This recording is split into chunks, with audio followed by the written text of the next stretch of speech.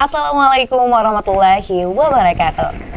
Halo pemirsa Setia Sultan TV dimanapun Anda berada. Kembali lagi bersama saya Raudla Rida tentunya dalam dialog bincang hari ini. Pemirsa, birokrasi merupakan sebuah sistem pemerintahan yang dijalankan oleh pegawai pemerintah karena telah berpegang teguh pada hierarki dan juga jenjang jabatan. Penataan birokrasi dalam pemerintah, khususnya di Provinsi Banten, harus dapat dilakukan dengan optimal. Karena tentunya penataan tersebut merupakan upaya untuk memperbaiki serta mengubah sistem penyelenggaraan pemerintah agar lebih efektif dan juga efisien. Lalu, menuju Banten Maju, bagaimana upaya yang dapat dilakukan untuk menata birokrasi yang lebih baik? Saat ini di Studio Sultan TV telah hadir narasumber kita, Kang Eman Sulaiman yang merupakan Ketua Umum HMI Cabang Serang. Mari kita sapa terlebih dahulu. Assalamualaikum Kang Eman. Waalaikumsalam warahmatullahi wabarakatuh. Apa kabar nih Kang? Alhamdulillah baik. Alhamdulillah baik. Ini kali kedua kita berbincang ya Kang? Iya betul. Terima kasih sudah berkenan datang ke Sultan TV. Kalau sebelumnya mungkin kita ngomongin yang lain, tapi hari ini kita ngomongin tentang birokrasi nih Kang. Betul.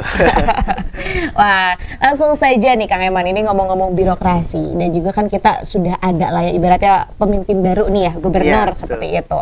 Nah ini kan akhirnya juga banyak sekali masyarakat yang bertanya bagaimana nih ya, apakah ada pembenahan dalam birokrasi yang ada di Banten. Selaku aktivis muda nih, pandangan Kang Eman tentang kondisi birokrasi di Banten saat ini seperti apa?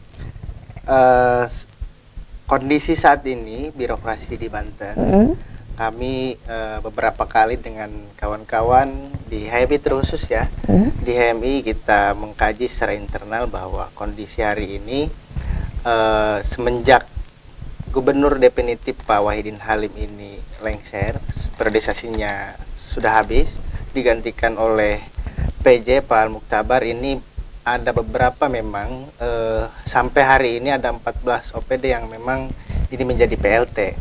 Tentu hari ini di masa transisi pemerintahan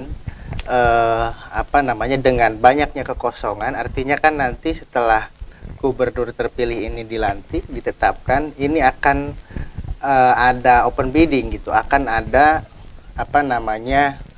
OPD yang didefinitifkan. Artinya sekarang ini kondisi hari ini ASN atau birokrasi di Banten ini sedang mencari muka terhadap gubernur yang hari ini terpilih begitu kira-kira. Jadi itu yang dipandang ya. Kajian kami di internal dan pandangan kami di internal HMI Cabang Serang. Nah ini kan berkenaan dengan tadi ya, Kang Eman menyatakan bahwa ini kan seolah lagi cari muka gitu kan ya. Tapi kalau semisal dampak terhadap masyarakatnya sendiri, bagaimana Kang Eman memandang birokrasi Banten berjalan selama ini? Dampak terhadap masyarakat memang selama ini kami menilai banyak koreksi yang memang itu menjadi catatan kami terhadap pelayanan publik, terhadap masyarakat yang hari ini seharusnya kan pemerintah atau ASN ini fokus terhadap apa yang memang harus dia kerjakan. Tetapi hari ini dengan masa transisinya pemerintahan, ASN sibuk untuk bagaimana dia mengejar jabatannya begitu kira-kira. Nah itu makanya akhirnya pelayanan terhadap publik itu ya menurun begitu kira-kira. Oke, jadi karena masa transisi kemudian juga banyak sekali pihak-pihak yang akhirnya tidak optimal ya. Nah itu. Dan memberikan tadi ya salah satunya juga pelayanan terhadap masyarakat, dan ini juga mempengaruhi birokrasi yang ada. Nah ini terus apa yang perlu diperbaiki kiranya Kang Eman?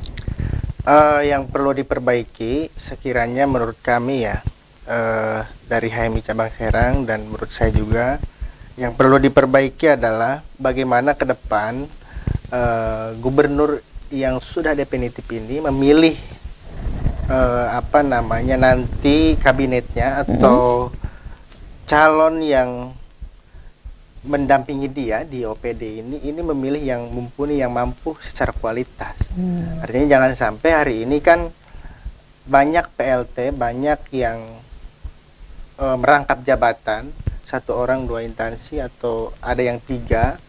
Nah ini harus sesuai dengan bidangnya, sesuai dengan kemampuannya, gitu, agar berjalannya pelayanan publik, agar berjalan pemerintahan ini optimal, begitu kira-kira. Oke, jadi kan kita juga lihat ya potret saat ini banyak sekali memang lembaga-lembaga yang ini diisi ya, salah satu dari PLT tersebut yang akhirnya ini cabang kemana-mana. Iya, betul. Sehingga ini tidak optimal Tidak ya. optimal. Kalau satu orang kan dia ngerjain berapa tugas, Ya. sedangkan itu tidak fokus, nah ini akan terjadinya carut marut begitu. Betul, dan yang terkena dampaknya adalah masyarakat. Iya, betul. Tentunya. Nah ini kan bicara juga tentang birokrasi dan harapannya ya Kang Eman. Ini menurut Kang Eman sendiri, bagaimana sih sebenarnya birokrasi yang efisien? Kemudian ini juga bisa berkontribusi pada pembangunan Banten, entah itu ekonomi dan juga lainnya, ini seperti apa? Kalau birokrasi yang efisien itu memang menurut saya gitu ya, harusnya ini orang yang mampu di bidangnya, agar kemudian ini disesuaikan dengan nanti ke depan visi dan misi gubernur yang terpilih hari ini. Jadi jangan sampai nanti yang mengisi kekosongan atau yang mengisi OPD yang hari ini tidak mampu untuk menjalan ke depan, tidak sesuai dengan bidangnya begitu kira-kira.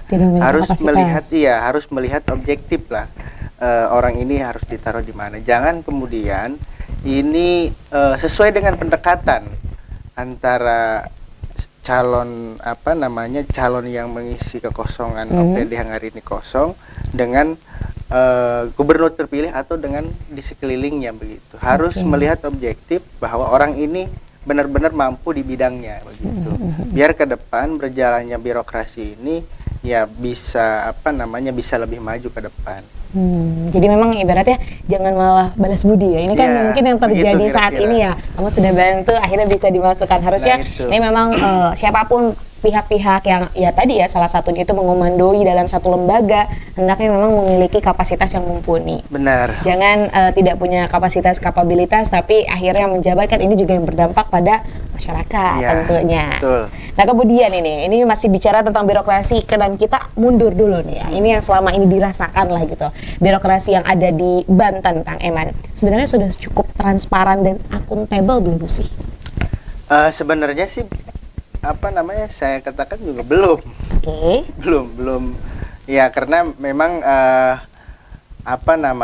soal transparansi ya di Banten, soal berjalannya birokrasi ya.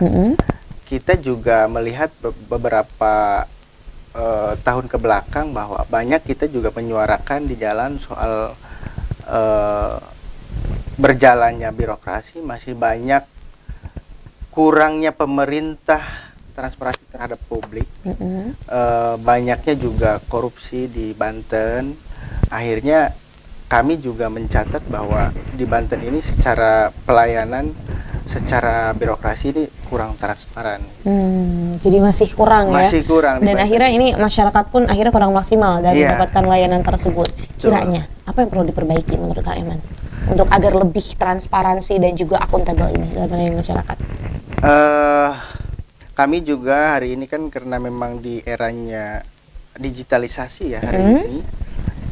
Kemarin di Kota Serang kami ada sosialisasi soal pengaduan masyarakat melalui digital. Itu ada aplikasi yang dimana aplikasi itu nanti disosialisasikan oleh pemerintah. Kalau memang dirasa bahwa pelayanan publik ini masyarakat merasakan kurang, tidak sesuai gitu di lapangan, ini bisa langsung mengadukan kepada pemerintah lewat aplikasi begitu. Nah itu kami kemarin mengkaji soal itu agar satu pintu gitu tuh. Nanti pelaporan masyarakat ini bisa satu pintu lewat aplikasi itu. Karena sekarang kan digital. Betul. Jadi sedang menyuarakan hal tersebut ya. Dan bagaimana responnya? Apakah sudah ada keberlanjutan? Nah ini kita juga sebenarnya belum sampai belum sampai realisasi ya. Ini baru perencanaan begitu kira-kira. Karena kan kalau misalkan kita di puskesmas atau kita di rumah sakit di RSUD misalkan, nah kita kemudian ada pelayanan yang tidak sesuai gitu kan. Nah ini kalau misalkan kita mengadukan ke ke RSUD, nah ini kan lambat gitu. maksudnya dari berbagai apa namanya pelayanan publik yang ada di Banten yang banyak, ini pengaduannya satu aja, satu kanal begitu kira-kira. Satu pintu lah satu ibaratnya pintu, gitu ya. Gitu.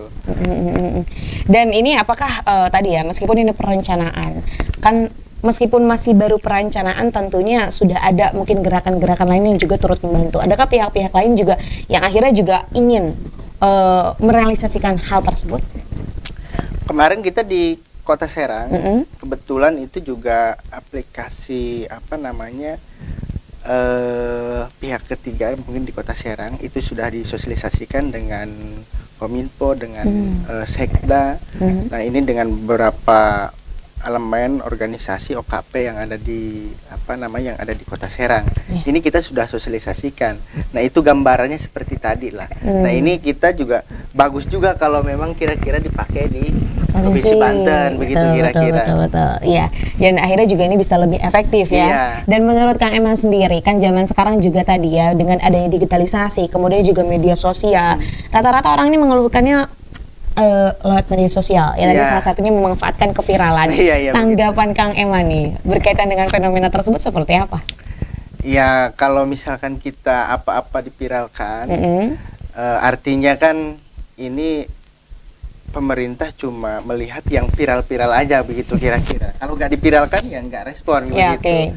Nah ini memang perlu kiranya ini bisa semua yang dirasakan oleh masyarakat ini kurang apa namanya kurang efisien lah, ini harus diperbaiki. Terus kemudian ada kendala di lapangan. Nah ini harus ada satu kanal informasi yang memang itu aduan dari bawah dari masyarakat gitu. Nah bisa kan kemudian nanti ke depan atau pimpinan atau Pak Gubernur atau Wakil Gubernur ini bisa langsung menegur bawahannya langsung karena dia tahu informasi dari bawah. Iya betul. Dan ini juga mungkin kita lihat di beberapa provinsi juga sudah ada yang menerapkan hal seperti itu ya. Cuman memang ini di Banten belum dan apa salahnya gitu kan, itu kan hal yang baik gitu ya. Dan ini kita akan menunggu lah bagaimana kemudian hal tersebut dapat direalisasikan. Namun ini ngomong tentang birokrasi Kang Eman. Tadi kan kita udah dengar POV-nya ataupun pandangan dari Kang Eman sendiri beserta teman-teman aktivis lainnya. Dan kalau kita mengadukan ibaratnya ya, ini juga pasti ada pembelaan. Sebuah pembelaan yang disampaikan oleh lembaga-lembaga terkait. Nah ini bicara tentang hal tersebut dan kita ambil di bagian tengahnya. Sebenarnya tantangan terbesar yang dihadapi oleh birokrasi di Banten ini apa? Tantangan terbesar di birokrasi di Banten ini memang satu karena banyak juga masyarakat yang belum ngerti, artinya belum disosialisasikan, tidak tersosialisasikan lah terhadap masyarakat. Pada akhirnya apa yang harus dijalankan secara SOP oleh masyarakat ini masyarakat juga belum ngerti. Nah itu apa namanya masih tantangan birokrasi lah di Banten. Terus kemudian juga tantangan birokrasi di Banten juga tidak lupa bahwa hari ini karena memang apa namanya ya mungkin kekuasaannya rejimnya sudah beralih ya semua juga kalau pengen naik jabatan dan lain-lain ya rekomendasi itu perlu kira-kira. Betul. Jadi itu merupakan salah satu tantangan ya yang memang dihadapi dan tentunya ini juga tidak bisa dalam waktu singkat ya untuk memperbaiki hal tersebut. Tapi ini menarik sekali tadi Kang Eman bilang bahwa salah satu tantangannya adalah masyarakat. Yang ngomongin tentang masyarakat, sebenarnya bagaimana masyarakat ini memiliki peran dalam proses penataan birokrasi dan gimana cara untuk melibatkannya? Ya masyarakat terkhusus kami lah ya sebagai apa namanya sebagai mahasiswa, sebagai aktivis dan kami juga masyarakat Banten kira-kira kami juga perlu kiranya untuk menyampaikan kepada pemerintah yang hari ini ya apa namanya ya belum dilantik lah kira-kira sudah ditetapkan oleh KPU. Kami harus menyampaikan kondisi hari ini di Provinsi Banten bahwa birokrasi ini ya yang hari ini banyak kekosongan yaitu harus segera dilengkapi gitu agar kemudian berjalannya pemerintah ini ya bisa optimal. Karena kalau kemarin kita beberapa kali turun ke jalan itu menyampaikan bahwa ini harus segera diisi. Nah, Pak PJ kemarin kan pernah bilang bahwa ini untuk mengurangi biaya operasional. dua instansi ini satu orang kan mengurangi biaya operasional. Nah ini kan kalau kami menilai bahwa bukan persoalan itu tapi kinerja orangnya ini nggak optimal. Jadi ada kekeliruan mungkin ya, mungkin menyampaikan bahwa ini adalah salah satu upaya untuk ibaratnya mempermudah dan juga tadi mengefisienkan dana, tapi nyatanya tidak efisien dalam pelaksanaannya. Iya, kalau kami menilainya itu. Oke, nah kemudian ini ya bicara juga tentang pelaksanaan birokrasi dan berkaitan dengan kenyataan di lapangan. Ada nggak kesenjangan yang ini memang dirasakan dan juga ini dinilai oleh masyarakat berkaitan dengan kebijakan pemerintah dan juga kenyataan di lapangannya? Oh sangat banyak. Kesenjangan ini yang memang dikeluarkan kebijakan oleh pemerintah. Ya. Contoh misalkan soal kesehatan yang gratis. Ini memang kesehatan ini kalau dari pemerintah kebijakannya gratis. Betul. Ada bantuan lah untuk orang yang tidak mampu. Cukup bawa KTP ya kan. Nah ini tapi di masyarakat faktanya di lapangan bahwa harus melalui birokrasi itu panjang. Pada akhirnya masyarakat juga ya daripada ribet gitu kan, ya udah mendingan mengeluarkan biaya dan lain-lain. Nah itu memang fakta di lapangan yang ada. Betul. Jadi memang akhirnya harusnya bisa diselesaikan dengan sebaik mungkin gitu ya. Karena tadi menggunakan cara-cara yang lain akhirnya ini tidak selesai-selesai ya. Iya betul. Kemudian ini bicara juga tentang birokrasi dan berkaitan dengan adanya tindak korupsi. Ini budaya korupsi ini sebenarnya harus bagaimana sih menyikapinya, Kang Eman? Ya kalau budaya korupsi sebenarnya mungkin sudah tidak sudah tidak aneh lagi degradasi gitu kan. Tapi ya kita mulai dari hari ini ya kita kaum muda yang memang kita bergerak di mahasiswa gitu kan. Nah ini kita juga selalu kepada teman-teman selalu bilang bahwa hal-hal seperti itu tidak baik.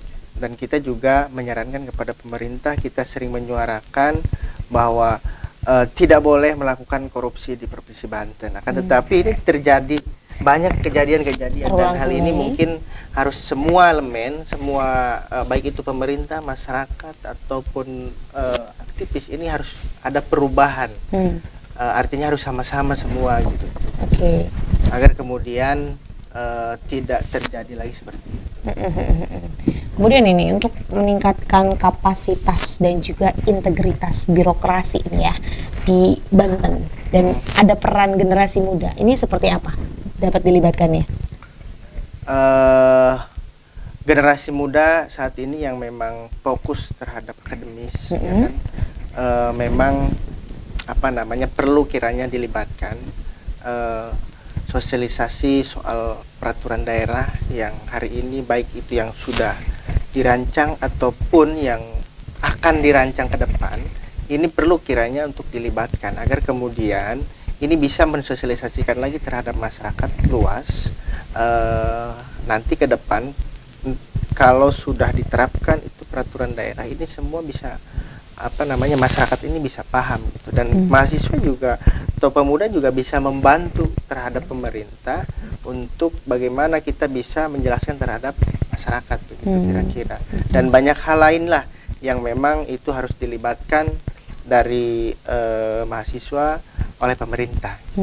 Jadi ini kita lihat bahwa memang generasi muda posisinya sebagai perpanjangan tangan itu, untuk mengedukasi masyarakat juga dan kemudian berkomunikasi dengan pihak-pihak yang memang ibaratnya mungkin beberapa masyarakat sulit lah untuk menjangkaunya, betul ya. Nah kemudian gerakan apa lagi nih yang memang ini akan disiapkan dalam rangka juga ini penataan birokrasi oleh aktivis-aktivis yang ada di Banten? Kami juga dari tahun dari tahun 2001 kemarin di 2021 sebelum periodisasi sebelum saya ketuanya itu kita sudah mengkaji soal birokrasi, kita selalu mengkaji sampai hari ini. Dan ke depan yang kita siapkan adalah ini kita siapkan draft setelah pelantikan gubernur baru kita akan sampaikan harus bagaimana kajian dari HMI cabang Serang ini kita akan disampaikan oleh Gubernur baru. Oke. Harus bagaimana birokrasi di Banten. Jadi ini kalau kita lihat mungkin dari 2021 lah ibaratnya gitu ya sampai saat ini ternyata pengajian birokrasi ini masih terus berlangsung. Pernahkah disuarakan dan juga bagaimana responnya kira-kira? Kita sering bagaimana kita harus reformasi birokrasi ini harus berjalan dengan baik di Provinsi Banten. Kita sering untuk menyuarakan, tetapi yang saya tadi bilang bahwa respon dari pemerintah dari dulu kan sebelum ini Pak PJ ya menyampaikan bahwa reformasi birokrasi di Banten kita menyampaikan ini harus segera open bidding, harus segera diisi kekosongan ini. Akan tetapi jawaban dari beliau kan ini untuk mengurangi biaya. Kalau misalkan banyaknya kepala dinas ini akan memakan biaya yang banyak. Kalau dia PLT kan operasional sedikit begitu kira-kira. Itu tanggapannya. Nah, makanya hari ini kami juga kalau kajian kami ya, kalau pandangan kami bukan begitu. Tapi bagaimana kinerja orang ini kalau diberi tanggung jawab satu gitu, biar optimal ke bawah. Lalu bagaimana menyikapi soal kadang kan kalau misal generasi muda ataupun aktivis muda menyuarakan sesuatu, ini kan kadang juga dipandang sebelah mata juga. Mungkin kalian belum paham bagaimana ketika ada di posisi seperti ini. Ini tanggapannya seperti apa, Kang? Ya kalau kami sih ya kalau kami lanjut aja. Kalau misalkan ada bahasa atau tanggapan seperti itu ya kami sesuai apa yang memang kami sudah kaji, apa yang kami sudah sepakati bersama. Kalau kita ya oke aja gitu, berjalan aja, melanjutkan yang diyakini benar ya. Mungkin semua juga punya tugasnya masing-masing. Ya pemerintah bagaimana menjalankan kebijakannya, menjalankan tugasnya begitu. Kami juga sama. Bagaimana kami menjalankan tugas kami sebagai mahasiswa, kami bisa mengkontrol pemerintah, bisa mengkritisi pemerintah, bisa menyampaikan saran-saran yang baik terhadap pemerintah untuk pembangunan Provinsi Banten. Jadi saling berkesinambungan seperti betul. itu. Nah, baik Kang. Ini menuju Banten dengan pemimpin baru ya. Ini harapan-harapan untuk Banten seperti apa? Bisa disampaikan? Harapan kami memang apa yang memang sudah dia janjikan, terhadap masyarakat Banten ini bisa direalisasikan. Satu yang memang itu melekat adalah pendidikan yang gratis. Nah ini kami juga selalu mengkaji bahwa pendidikan ini ya kalau misalkan semua digratiskan memang ini menjadi tanda tanya juga bagi kami dari mana anggaran yang memang kalau harus digratiskan. Nah itu, dan kami juga meminta apa yang memang dia sudah janjikan terhadap masyarakat ini bisa direalisasikan. Yang kedua juga kami mengharapkan agar kemudian birokrasi di Banten ini bisa dimaksimalkan, birokrasi di Banten ini bisa biar ditata ulang gitu, agar ke depan berjalannya pemerintahan ini bisa optimal. Itu adalah harapan ya. Harapan kami. Dan tentunya harapan itu semoga didengarkan. Amin. Dan dapat direalisasikan ya. Ini demi Banten yang lebih baik lagi. Nah, baik Kang Iman. Tidak terasa lah, ini kita berbincang kalau semisal gak ada break memang terasa panjang. Tadi itu seru juga pemirsa berbincang mengenai birokrasi di Banten. Bagaimana ini menata agar lebih baik lagi. Sebelum menutup perjumpaan kita hari ini, boleh disampaikan closing statement kepada pemirsa setia Sultan TV tentang tema kita hari ini, Banten Maju Menata Birokrasi untuk Masa Depan. Silakan. Mudah-mudahan di Provinsi Banten pemerintah baik itu gubernur yang hari ini sudah ditetapkan, sudah terpilih, Pak Rasoni dan Pak Dimyati ini bisa menjalankan apa yang memang dia sudah janjikan. Terus kemudian pemerintah hari ini, ASN hari ini, mudah-mudahan dia bisa bekerja sesuai dengan tugas dan fungsinya dan tidak genit atau tidak cari muka terhadap gubernur yang terpilih. Itu aja. Baik, terima kasih Kang Iman. tapi akhirnya tidak genit dan tidak cari muka ya. Lebih baik untuk bisa lebih optimal dalam melakukan tugasnya. Betul. Sehingga ini juga berdampak kepada masyarakat. Terima kasih Kang Eman atas kesempatannya untuk hadir ya hari ini. Semoga apa yang kita perbincangkan hari ini juga bermanfaat. Amin. Dan tentunya ini akan di follow up ya. Ada tindak lanjut lah seperti itu. Dan kita juga memanggil ya seluruh generasi muda, kemudian juga masyarakat Banten untuk lebih peduli akan bagaimana berjalannya birokrasi dan juga pemerintahan segala program yang ada di Provinsi Banten. Sehat dan sukses terus Kang Eman. Makasih. Salam juga kepada teman-teman aktivis lainnya. Kita tutup perjumpaan kita siang hari ini. Pemirsa setia Sultan TV dimanapun Anda berada. Demikian perbincangan kita hari ini bersama Kang Eman Sulaiman yang merupakan Ketua Umum HMI Cabang Serang, membahas mengenai Banten maju menata birokrasi di masa depan. Semoga apa yang kita perbincangkan hari ini dapat bermanfaat dan juga berkelanjutan. Saya, Rodler Rida, dan segenap kru yang bertugas pada hari ini mengucapkan terima kasih, pamit undur diri. Sampai jumpa. Wassalamualaikum warahmatullahi wabarakatuh.